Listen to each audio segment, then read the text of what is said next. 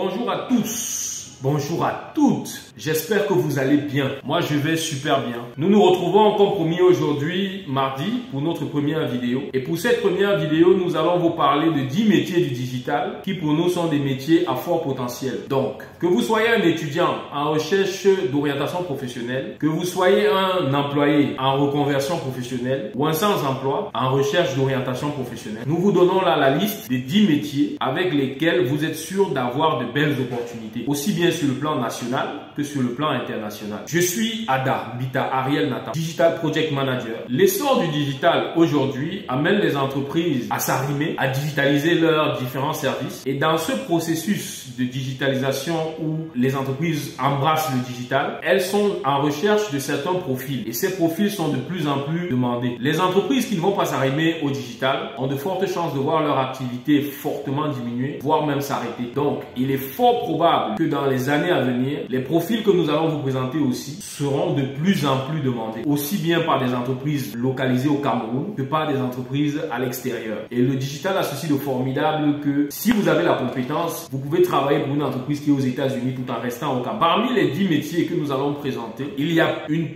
quantité innombrable de métiers. Nous avons choisi ces 10-là parce que c'est ceux qui nous parlent le plus. Dans un premier temps, nous avons le métier, par exemple, le métier de UX designer. Le UX designer est celui-là qui conçoit les interfaces optimisées pour l'expérience utilisateur. En des termes plus simples, le UX designer est la personne la mieux adaptée pour concevoir la partie qui sera visible par vos utilisateurs de manière à ce que cette partie-là soit agréable et facile à prendre en main par les utilisateurs. C'est-à-dire, si vous êtes en train de concevoir une application mobile, un site internet, un projet digital web de manière générale, le UX designer est la personne qui sait et qui saura comment organiser et structurer la partie qui sera visible par les utilisateurs de manière à ce que quand ils vont venir sur votre application ou sur votre plateforme, que la prise en main soit facile, que la prise en main soit agréable, que l'utilisation même de l'application soit agréable. Sachant que les entreprises conçoivent justement ces différentes plateformes et applications pour leurs utilisateurs, pour leur proposer des services, il est important que ceux-ci, en arrivant sur vos différents projets ou différentes plateformes, se sentent à l'aise, que la prise en main de ces différents outils soit facile. Ça, c'est possible avec le UX designer. Les applications qui ne font pas appel au UX designer, très souvent, on a une prise en main qui est compliquée, on ne comprend pas, on se demande, mais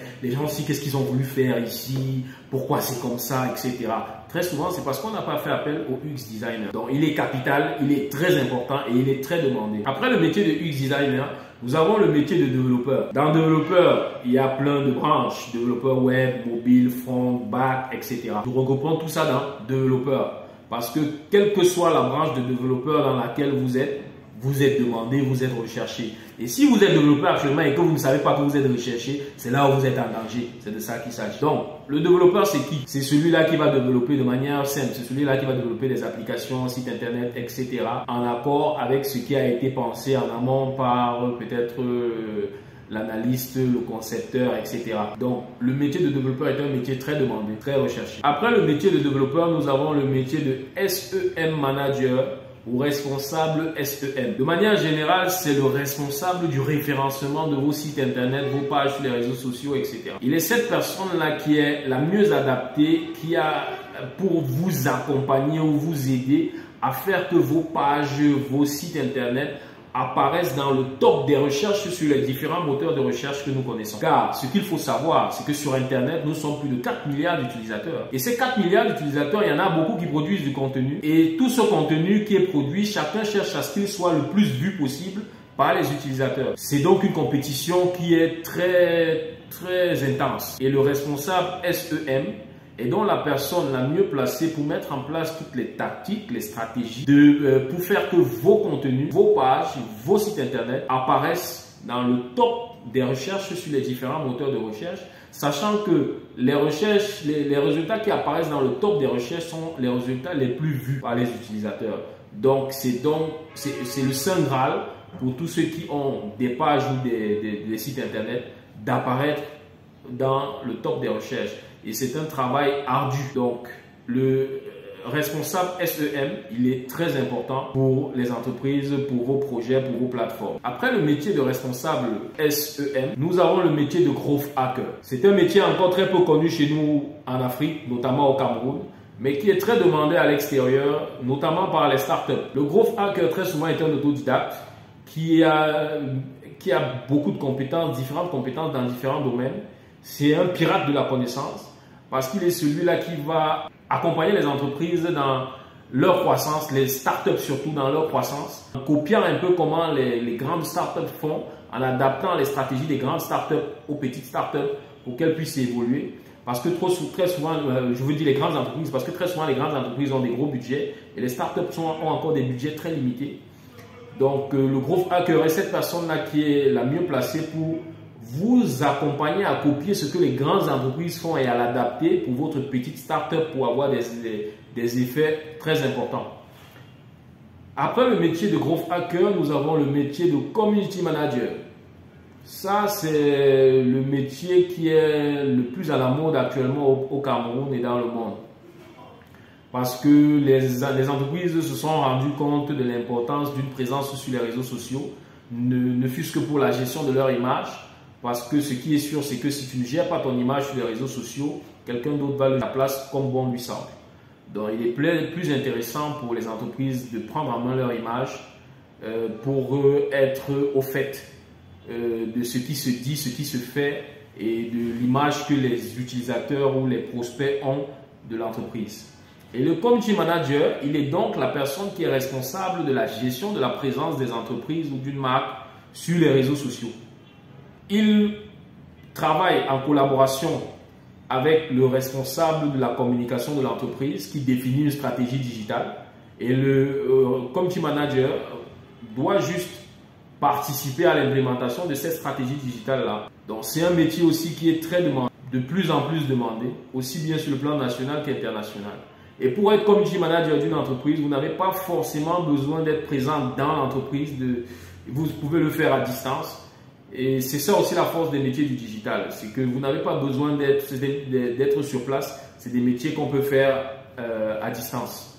Après le métier de community manager, nous avons le métier de rédacteur web. Le rédacteur web, c'est le cyberjournaliste. Tout comme le journaliste classique, dans la production des écrits, doit respecter un ensemble de règles. Le cyberjournaliste, lui aussi, dans la production des écrits sur le web, doit respecter un ensemble de règles. Ne pas respecter ces règles, c'est produire du contenu qui ne sera pas un contenu de qualité et qui ne va pas permettre d'atteindre les objectifs qui auront été définis. Donc, le rédacteur web est celui-là qui sait produire du contenu de qualité adapté au web tout en respectant les standards de rédaction qui sont régis sur Internet. Après le métier de rédacteur web, nous avons le métier de web designer. Très souvent, il est un peu assimilé au métier de graphiste parce qu'il est celui-là qui produit les maquettes pour les différents projets web, digitaux, etc. Il est aussi celui-là qui produit des outils de communication visuelle pour l'entreprise. De nos jours, avec l'exploitation des réseaux sociaux, des sites internet, la production de contenu devient un défi permanent pour les entreprises. Et avoir un web designer capable de produire des visuels, des maquettes, etc., c'est un plus. C'est pour cela qu'ils sont de plus en plus demandés. Sachant que le graphiste classique n'a peut-être pas autant de notions web que le web designer. Parce que le web designer, en plus d'être un graphiste, il a des connaissances très souvent de développeur front. Donc, à choisir, je préférerais avoir un web designer que d'avoir un graphiste tout court. Parce que, étant sur le digital, étant sur le web, il faudrait que les visuels ou les outils de communication virtuelle que je vais produire pour le web respectent les standards du web. Après le métier de web designer, nous avons le métier de data scientist. Il est celui-là qui gère les données massives pour les rendre un peu plus digestes, de manière à faire ressortir ce qui est pertinent pour aider les décideurs dans la prise de décision. Dans un monde où nous sommes assaillis de données qui viennent d'un peu partout, l'information c'est le pouvoir. La donnée c'est le pouvoir. Savoir gérer les données, savoir les structurer, les organiser, demande une certaine connaissance, demande une certaine science. Le data scientist est cette personne-là qui sait comment organiser, structurer des données de manière à faire ressortir l'information essentielle et pertinente qui va aider les décideurs dans la prise de décision. Si vous êtes dans une entreprise et que vous avez beaucoup de données et que vous ne prenez pas un data scientist pour analyser vos données, vous êtes en train de perdre beaucoup d'informations pertinentes, vous êtes en train de perdre beaucoup de bonnes choses. Nous voyons déjà beaucoup de data scientists dans les grandes entreprises, mais les petites entreprises aussi sont en train de comprendre l'importance de la gestion des données. Donc, c'est des métiers d'avenir, c'est des métiers de plus en plus demandés. Après le métier de data scientist, nous avons le métier de commercial web. Il n'est pas différent du métier des commerciaux classiques, à la seule différence que le commercial web est spécialisé dans la vente des solutions web, des solutions informatiques. Donc, si vous êtes une entreprise qui produit des solutions web, des solutions informatiques, vous avez intérêt à faire appel à un commercial web pour vous aider à vendre vos produits. Comme j'aime souvent à le dire, tu peux être un très bon développeur, développer la meilleure application mobile web possible, mais vendre, c'est autre chose. Donc, si tu aimes développer, développe. Appelle le commercial web qui va t'aider à vendre et à commercialiser ce que tu as développé là. Après le métier de commercial web, nous avons le métier de chef de projet digital. Digital Project Manager, ce que moi-même je suis. Je suis un chef de projet digital. C'est quoi un chef de projet digital? Le chef de projet digital élabore la stratégie de communication sur Internet en collaboration avec le service communication de l'entreprise. Cette stratégie de communication englobe différents aspects. Et les différents aspects font intervenir les différents métiers que nous avons précédemment cités.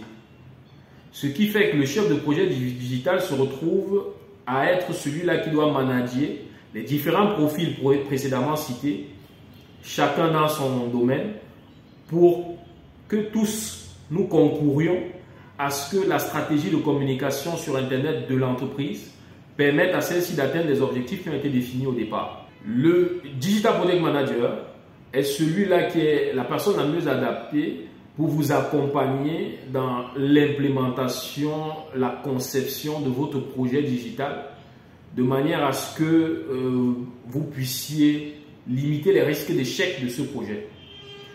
Un exemple simple. Vous avez envie de créer un site internet, vous avez envie de développer une application mobile pour votre entreprise, vous avez envie de mettre en place toute une campagne de branding pour votre image de marque ou bien pour l'image de marque de votre entreprise, mais vous ne savez pas par où commencer. Avant d'aller prendre une agence de communication en leur disant que bon, on veut que vous fassiez comme ça, comme ça, comme ça, au risque de vous tromper, vous devez faire appel à un chef de projet digital et lui expliquer votre projet. Il est la personne la plus adéquate pour vous dire que bon, pour votre projet, voici les priorités, voici les profils qui sont importants pour vous, voici les profils qui sont les moins importants par lesquels on n'a pas besoin de commencer, voici le budget qu'il va falloir prévoir, et c'est sur la base de toutes ces informations que vous allez maintenant peut-être choisir vos différents prestataires. Ceci est valable pour tous les projets sur le web, tous les projets digitaux. Parvenu au terme de cette présentation, nous tenons à vous rappeler que la liste des métiers que nous avons donnés ici n'est pas exhaustive. Donc, il y en a encore un peu plus. Et dans les vidéos prochaines, nous allons essayer d'entrer un peu plus en détail dans chacun de ces métiers en donnant les différentes options pour acquérir les connaissances et les compétences pour prétendre à ces différents métiers depuis le Cameroun. Car nous sommes conscients que tous ceux qui peuvent avoir envie d'opter pour un de ces métiers ne savent pas forcément où se former, comment se former, à quel coût. Nous allons donc préparer des vidéos sur ces différents métiers et vous donner un maximum d'informations pour que vous ayez en main toutes les armes pour choisir le métier que vous allez faire et qui va vous permettre d'avoir de belles opportunités. Merci pour votre attention. N'oubliez pas de vous abonner et de cliquer sur le bouton de notification pour être tenu informé chaque fois que nous publions une nouvelle vidéo. Pour la prochaine vidéo où nous allons décortiquer le métier de UX designer. À bientôt. Bye bye.